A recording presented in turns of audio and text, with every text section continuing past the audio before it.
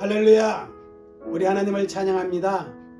우리 성도님들 지난 3일 동안도 다 주의 안에서 평안하셨죠? 오늘 이 시간 우리 하나님을 예배하기 위해 하나님 앞에 있습니다. 우리 다 같이 마음과 정성을 다해 우리 하나님을 예배하기를 원합니다. 우리 사도신경으로 우리의 신앙을 고백드리면서 예배를 올려드리겠습니다. 전능하사 천지를 만드신 하나님 아버지를 내가 믿사오며 그 외아들 우리 주 예수 그리스도를 믿사오니 이는 성령으로 잉태하사 동정녀 마리아에게 나시고 본디오 빌라도에게 고난을 받사 십자가에 못 박혀 죽으시고 장사한 지 4일 만에 죽은 자 가운데서 다시 살아나시며 하늘로 오르사 전능하신 하나님 빼는 자 계시다가 저로서 산자와 죽은 자를 심판하러 오시니라. 성령을 믿사오며 거룩한 공예와 성도가 서로 교통하는 것과 죄를 사하여 주시는 것과 몸이 다시 사는 것과 영원히 사는 것을 믿사옵나이다. 아멘. 찬송 263장 이 세상 험하고 나 비록 약하나. 63장 이 세상 험하고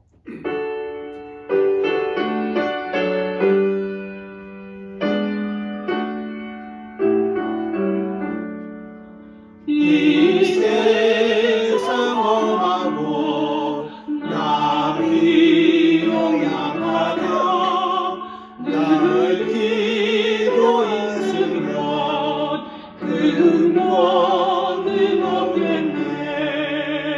주의 은혜로 계속 받아서 비와 같이 늙은 죄는 가지겠네.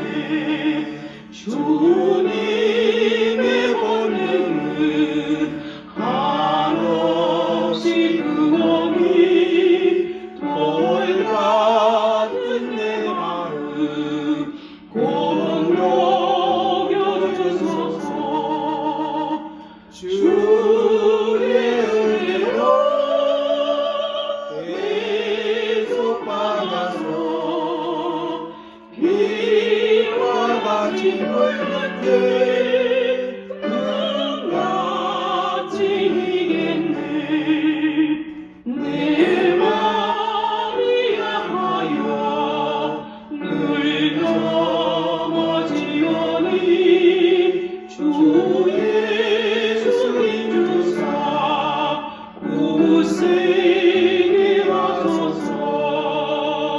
주의 은혜로 계속 받아서 이와 같이 붉은 죄는 가지겠네. 죄 사함 받은 후 새 사람 되어서 주 앞에 서는 날 늘 찬송하겠네. 주의 은혜로 계속 받아서 비와 같이 붉은 죄는 가지겠네.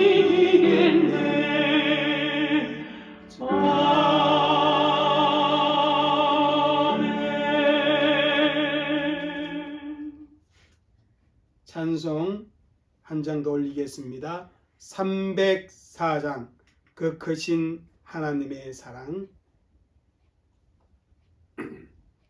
104장 그 크신 하나님의 사랑.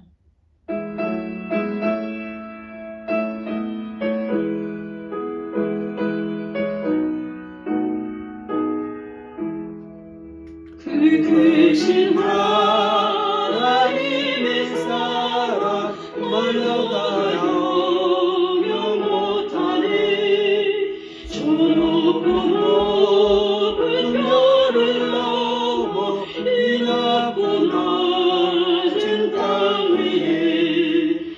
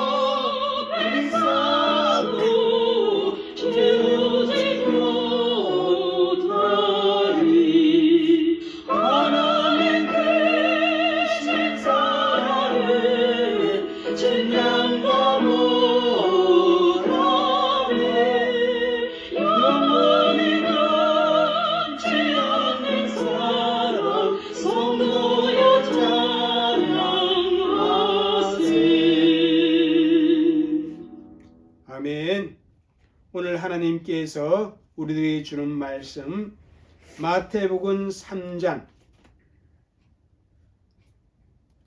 16절과 17절의 말씀입니다.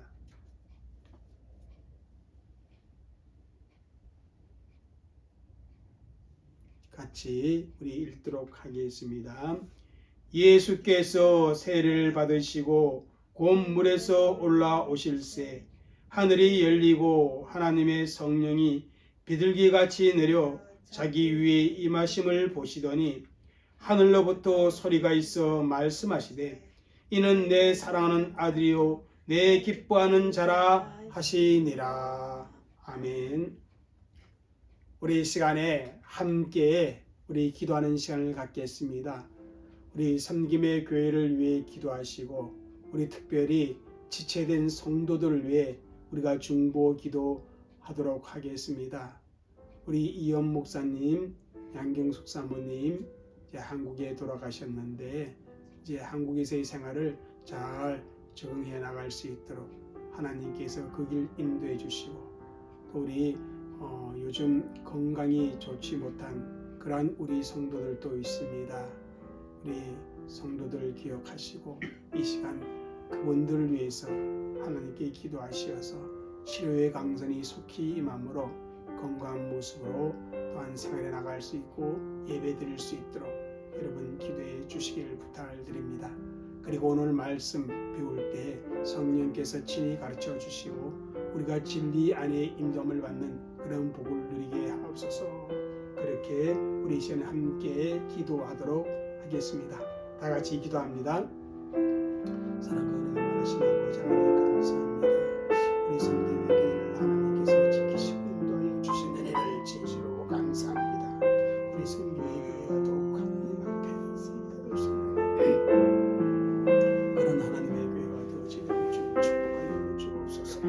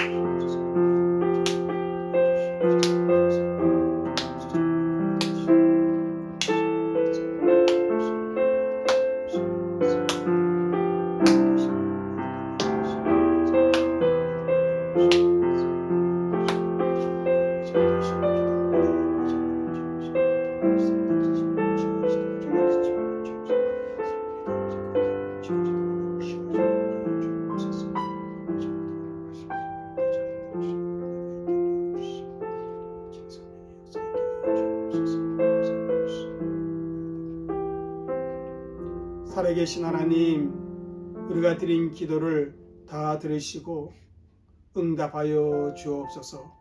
감사하며 예수님의 이름으로 기도 올려옵나이다. 아멘.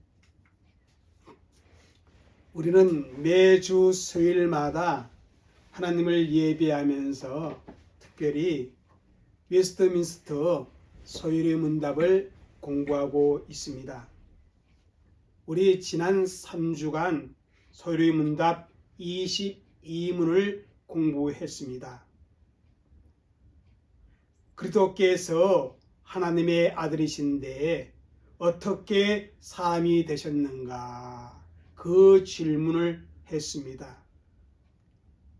거기에 대한 대답은 하나님의 아들이신 그리스도께서 참 육신과 지각 있는 영혼을 취하셨는데 그것은 다름 아닌 성령의 능력으로 동정녀 마리아에게 잉태되어 탄생하심으로 사람이 되셨음을 저희들이 공부했습니다. 그런데 이 내용은 죄는 없으시다, 그 사실을 더욱 분명하게 해주는 그러한 내용입니다. 간단히 말해서 정상적인 생육법이 아니라 특별한 방법으로 마리아의 몸에 우리 예수님께서 잉태되셨고 태어나신 것입니다. 여러분, 정상적인 생육법은 남자와 여자의 관계 속에서 잉태하는 방식입니다.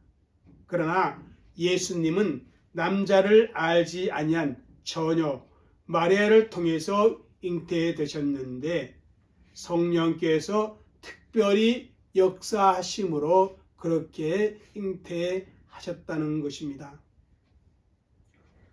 우리가 서류문답을 공부해 오면서 모든 사람은 아담 안에서 함께 죄를 지었음을 공부했습니다. 아담의 죄가 모든 사람에게 전가되므로 태어날 때부터 어떻습니까? 죄성을 가진 죄인의 신분으로 태어난다, 그렇게 배웠습니다. 특별히 제16문에서 모든 인류가 아담의 첫 범죄 때에 함께 타락했는가, 그러한 질문을 했는데 그 질문의 대답은 아담과 맺어진 언약은 아담 자식뿐만 아니라 그의 후손들과도 맺어진 언약이라, 그렇게 대답을 주면서 정상적인 생육법으로 출생한 아담의 혈통은, 다시 말하면 모든 인류는 아담 안에서 범죄했으며 그의 첫 범죄 안에서 그와 함께 타락했음을 대답해 주고 있습니다. 다시 말하면 일반적인 출생을 따라 태어나는 모든 인류는 아담 안에서 함께 범죄한 자로서 원죄를 가지고 태어날 수밖에 없다는 것입니다. 때문에 구원자 되시는 우리 예수님은 일반적인 출생의 방법을 따라 이 세상에 올 수가 없었습니다. 그는 특별한 방법, 성령의 능력으로 마리아의 몸에 잉태되어 이 땅에 오게 되었다는 것입니다. 어떤 사람들은 일반적인 출생이 아닐지라도 예수님께서 마리아의 몸속에 잉태되었다는 것만으로도 죄의 영향을 받을 수 있는 것이 아닌가, 그렇게 주장하기도 합니다. 마리아의 몸, 죄성을 지닌 인간의 몸속에 잉태되었다는 그 사실 하나만으로도 예수님은 죄의 영향을 받을 수밖에 없다, 그렇게 강하게 말하는 사람들도 있다는 것입니다. 그래서 카톨릭은, 천주교는 그것을 방지하기 위해 마리아는 죄가 없다, 그렇게 말하는 이상 교리를 만들어냈습니다. 그러나 여러분, 성령으로 잉태되었다는 이 말씀은요, 비록 예수님께서 마리아의 몸에 잉태되고 탄생했을지라도 성령께서 모든 죄로부터의 영향을 받지 아니하도록 보호하셨다, 그런 의미까지 내포되어져 있는 것입니다. 그래서 성령의 권능으로 동정녀 마리아에게 잉태되어 탄생하심으로 사람이 되었다고 할 때 예수 그리스도는 죄가 없으시다, 그러한 진리가 성립되어질 수가 있는 것입니다. 그렇게 성경은 우리에게 말씀을 주고 우리는 그 말씀을 그대로 받고 그렇게 하게 되는 것입니다. 그 사실을 우리가 믿음의 내용으로 가지고 있지 못한다면, 그것을 진리로 받아들이지 못한다면 제 삶 또한 믿을 수 없게 될 수밖에 없습니다. 그러므로 우리는 이 사실을 분명하게 믿어야 한다는 것입니다. 동정녀 마리의 몸에 성령의 능력으로 잉태되어 사람으로 오신 그 예수님. 그러나 그분은 뭐가 없다? 죄가 없다. 이 진리를 우리가 믿음으로 받아들이고 고백할 때 우리가 어떻게 합니까? 죄에서 용서받는 그러한 은혜의 역사가 있어지게 되는 것입니다. 이제 오늘 우리가 살필 내용은 제23문입니다. 이것은 그리스도의 직분과 관련된 것으로서 예수 그리스도의 삼중직을 말씀하고 있는 그런 내용입니다. 한번 우리 23문, 22문 아니고 23문인데 죄송합니다. 제가 22문을 또 했네요. 23문입니다. 23문 한번 읽어보겠습니다. 그리스도가 우리의 구속자로서 하시는 직무가 무엇입니까? 예수 그리스도께서 우리의 구속자이신데 구속자로서 예수님은 어떠한 직무를 감당하셨느냐? 구속자 되시는 예수님은 어떠한 직함을 가지고 계시는가? 그것을 말해주고 있는 것입니다. 자, 여기에 대한 답변은 바로 이것입니다. 한번 23문 우리 답변을 읽겠습니다. 우리의 구속자이신 그리스도는 그의 낮아지고 높아지신 두 상태에 있어서 예언자와 제사장과 왕의 직무를 수행하십니다. 우리 예수님께서 사람으로 이 땅에 오신 그 상태는 낮아진 상태입니다. 그리고 사망 이후에 부활하시고 승천하시고 하나님 보좌 우편에 앉은 것은 높아지신 상태입니다. 이 두 가지의 상태에서 예수님은 어땠다? 예언자와 제사장과 왕의 직무를 수행한다. 그렇게 대답을 주고 있는 것입니다. 그리고 이 23문에 이 부분에 대한 구체적인 설명이 24문에서 28문까지 나옵니다. 그래서 23문은 뭐에 대해서? 선지자의 직분에 대해서 말씀을 주고 있고요. 25부는 제사장 직분에 대해서 우리에게 가르쳐 주고 있습니다. 그리고 26문은 왕의 직분에 대해서 우리에게 말해주고요. 그리고 이 삼중직을 어떠한 상태에서 실행하시는가 할 때 먼저 낮아지신 신분에서 이 세 가지의 직분을 수행하시고요. 높아진 신분에서도 이 세 가지의 직분을 수행하신다는 것입니다. 그러니까 예수님께서 사람의 몸을 입고 이 땅에 오셨을 때 선지자, 제사장, 왕의 직분을 수행했고 우리의 죄를 대신하여 십자가에 죽으시고 부활하신 이후 승천하셔서 여전히 왕의 직분, 제사장의 직분, 성지자의 직분을 수행하고 계시다는 사실을 23문은 우리에게 가르쳐 주고 있다는 것입니다. 그래서 오늘 23문을 두 부분으로 나누어 우리가 배우도록 하겠습니다. 그 첫 번째는 이겁니다. 한번 읽겠습니다. 그리스도로서 선지자와 제사장과 왕의 직무를 수행하신다. 예수님은 그리스도의 그 직함을 가지고 선지자와 제사장과 왕의 직무를 수행하신다. 그렇게 말씀을 우리가 배우게 됩니다. 두 번째는 뭐냐면 그리스도의 직무를 어떻게 한다?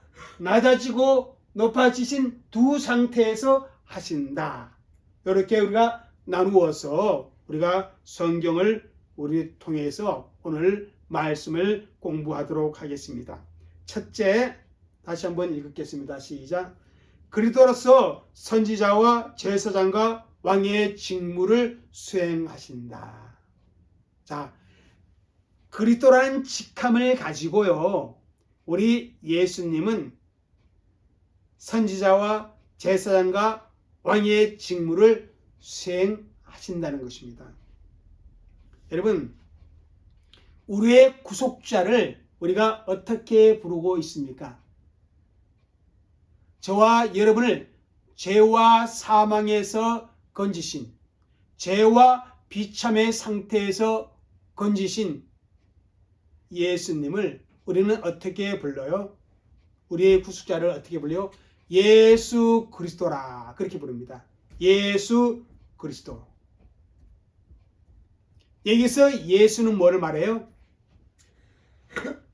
이름을 말하고요. 그리스도는 뭐를 말해요? 직함을 말합니다.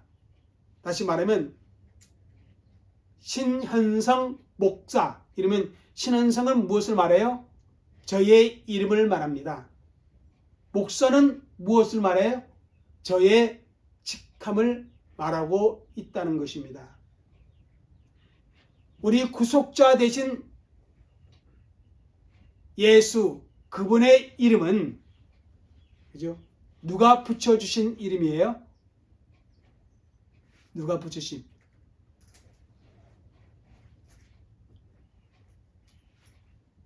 우리 하나님께서 붙여주신 이름입니다.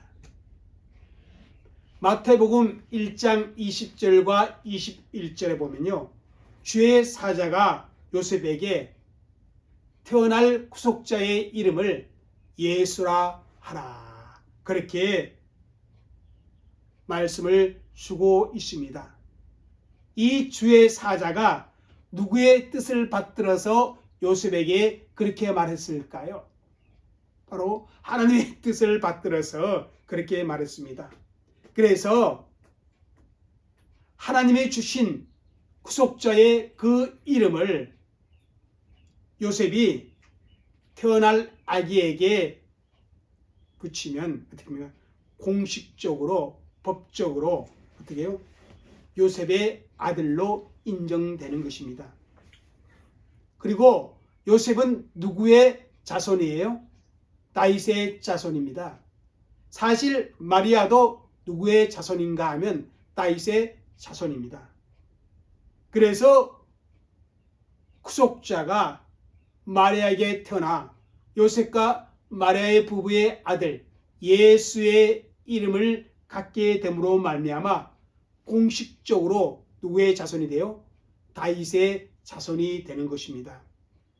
여러분, 여기서 예수라는 이름의 뜻 한번 볼까요?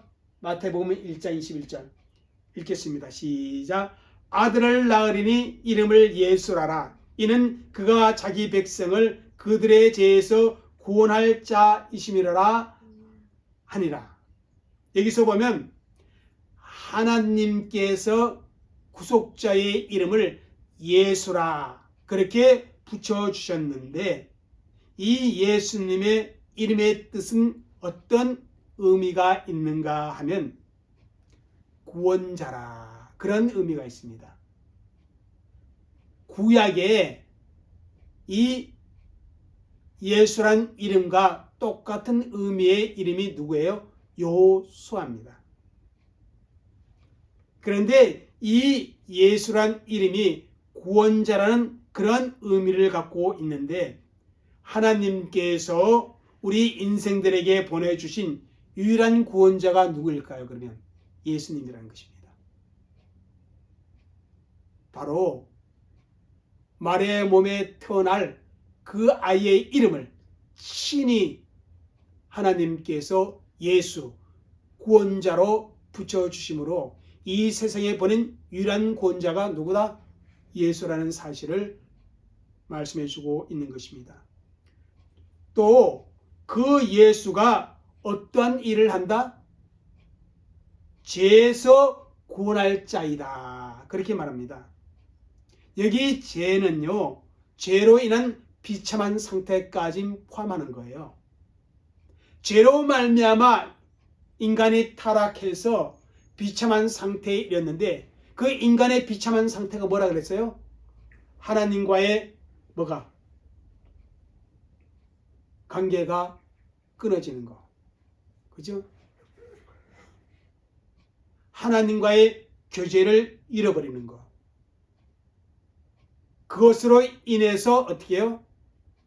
사망이 오고 인간의 인생 속에 비참한 여러 가지 일들이 생기고 결국 어때요?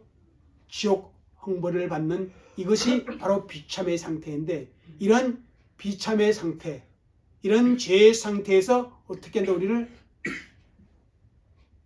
건져주신다. 그러한 사역을 하실 분이 누구다? 예수님이다. 그러면 누구를 그렇게 구원하신다는 거예요? 보면 자기 백성이라 말합니다. 자기 백성. 그러면 자기 백성은 누구일까요? 21문에 나온 하나님께서 선택하신 자입니다. 또 다른 말로 하면 예수 그리스도를 믿음으로 영접한 자입니다. 철저하게 예수를 나의 주로 인정하며 살아가는 사람, 그것이 바로 예수의 백성이요 하나님의 백성이라 그렇게 말합니다. 이제 예수라는 구속자의 이름에 대해서 여러분 이해하셨죠? 이제 그리스도라는 그 직함에 대해서 우리가 한번 생각해 볼 필요가 있습니다. 예수님은 그리스도의 직함을 가지고 그 직분을 행하시는 분이라 그런 의미를 가지고 있습니다. 여러분 누가복음 2장 11절 한번 읽겠습니다. 시작. 오늘 다윗의 동네에 너희를 위하여 구주가 나셨으니 곧 그리스도 주시니라. 천사가 목자들에게 좋은 소식을 전하는데 태어날 그 아기가 누구라 그랬어요? 그리스도 주라 이렇게 표현하고 있습니다. 여러분 그리스도란 말은 어느 나라 말이에요? 헬라어입니다. 당시 그리스라는 나라의 언어예요. 헬라어.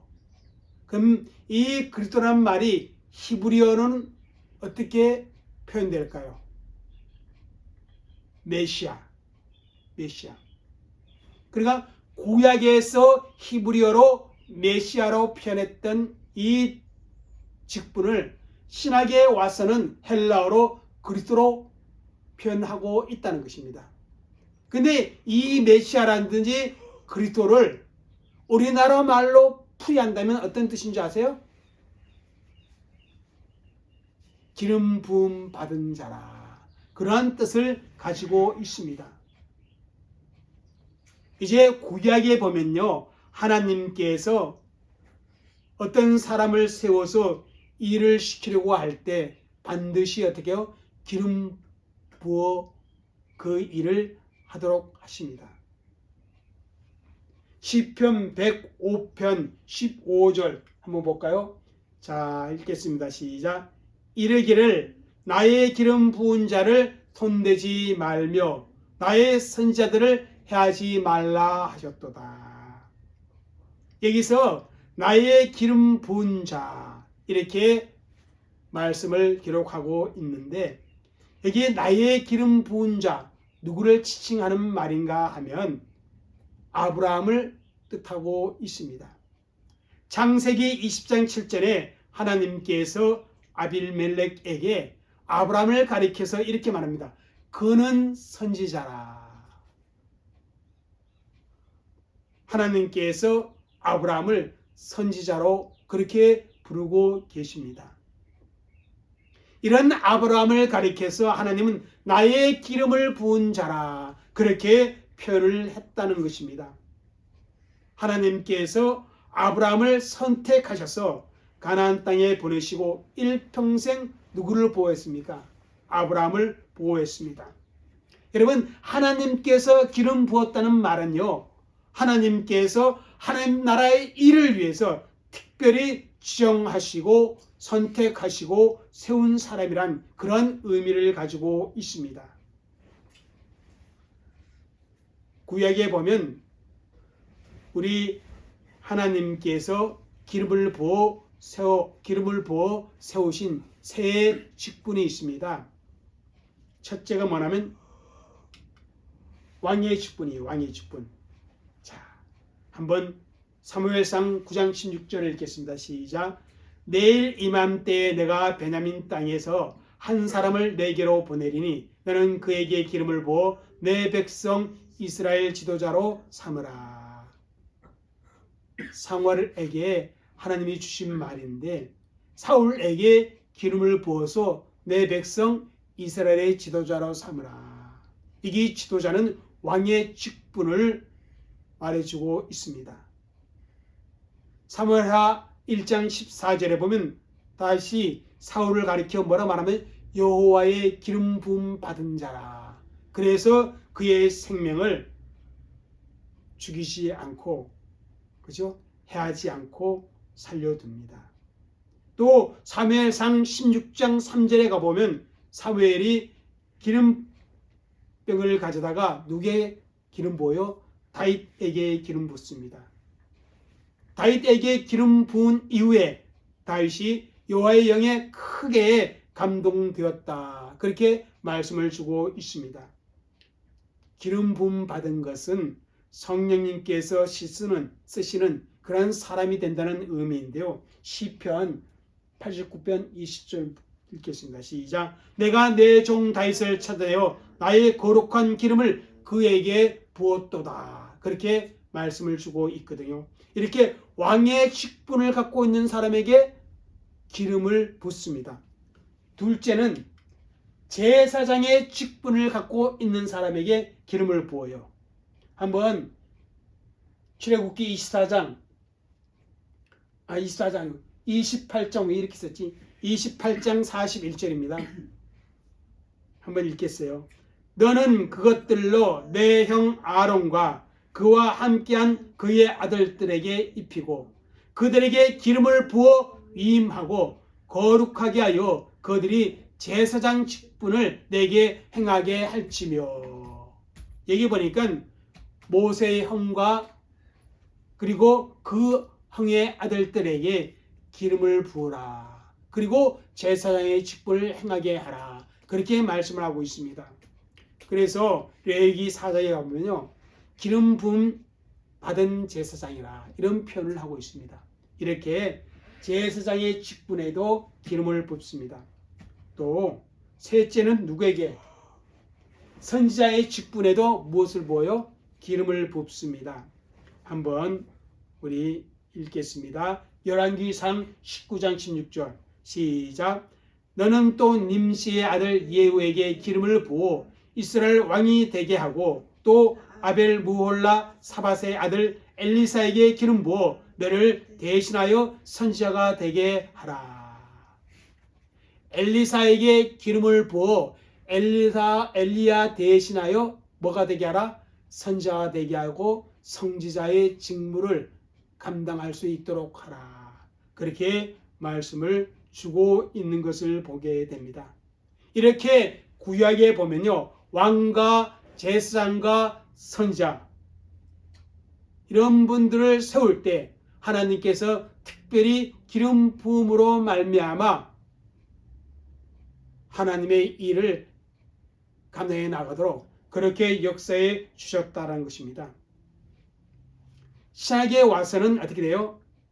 예수님께서 그 그리스도의 직분을 갖고 일하신다는 것입니다. 일하신다는 것입니다. 그래서 오늘 본문의 말씀에 보면 뭐라고 했어요? 마태복음 3장 16절 읽겠습니다. 시작. 예수께서 세를 받으시고 곧 물에서 올라오시되 하늘이 열리고 하나님의 성령이 비둘기같이 내려 자기 위에 임하심을 보시더니. 여기 보면 예수님이 세를 받으시고 이제 물에서 올라오시는데요. 이 세례는 뭐냐면 침례와 같은 물속에 잠겼다가 올라오는 거예요. 그런데 하늘이 열리고 뭐가 있었어요? 하나님의 성령이 비둘기같이 내려 자기 위에 임하심을 보고, 예수님에게 성령이 비둘기같이 임하셨다, 이렇게 표현하고 있습니다. 구약에는 왕과 제사장과 선지자에게 가시적으로 눈에 보이는 기름을 부어 어떻게 했어요? 실질적인 기름을 부어 어떻게 했어요? 그 직무를 감당할 수 있도록 그렇게 하나님께서 은혜의 조치를 주었는데, 신약에 와서는 보면요, 우리 예수님께서 어떻게 해요? 눈에 보이는 가시적인 실질적인 기름을 예수님께 부었다는 내용은 없어요. 구약의 왕과 제사장과 선지자처럼 직접적으로 기름을 부음받지 않았어요. 그럼에도 불구하고 우리는 예수님께서 기름 부음 받으셨다, 이렇게 말씀하고 있어요. 그게 뭐냐면 바로 성령이 비둘기같이 내려 자기 위에 임하심을 보시더니, 이 말씀입니다. 이 말씀을 통해서 우리 예수님께서도 기름 부음 받은 자라. 무엇으로? 왕으로, 제사장으로, 선지자로 기름 부음 받은 자라, 그렇게 말씀을 합니다. 그래서 다음 주에는 이 부분을 다시 한번 우리가 살펴보도록 하면서 우리 기름 부음 받음의 의미를 영적으로 어떻게, 신약에 와서 어떻게 해석하는가 살펴보도록 하겠습니다. 기도하겠습니다. 참 좋으신 하나님, 감사합니다. 예수 그리스도께서는 우리를 위하여 정말 그리스도로서 그 직무를 감당하여 저희들을 구원하여 주셨음을 이 시간 통해서 다시 한번 감사하며 하나님 앞에 고백합니다. 아버지 하나님, 그 진리를 우리가 믿음으로 받아들이는 그런 은혜가 있도록 주님 역사하여 주옵소서. 감사하며 예수님의 이름으로 기도 올려옵나이다. 아멘. 예, 우리 여러분 또 사흘 동안 잘 지내시다가 우리 주일 성전에서 만나 뵙도록 하겠습니다. 우리 성도들 중에 아픈 분들이 있습니다. 그분들 위해서 여러분 기억날 때마다 중보 기도해 주시고 건강한 모습으로 주일 성전에 뵐 수 있도록 여러분 힘써 주시길 바라겠습니다. 기도하겠습니다. 이제는 우리 주 예수 그리스도의 은혜와 아버지 하나님의 넓고 크신 사랑과 성령님의 감화감동 교통하심이 하나님을 예배하는 귀한 주의 백성들과 그들의 가정과 교회 위에 이제로부터 영원토록 함께 있을지어다. 아멘.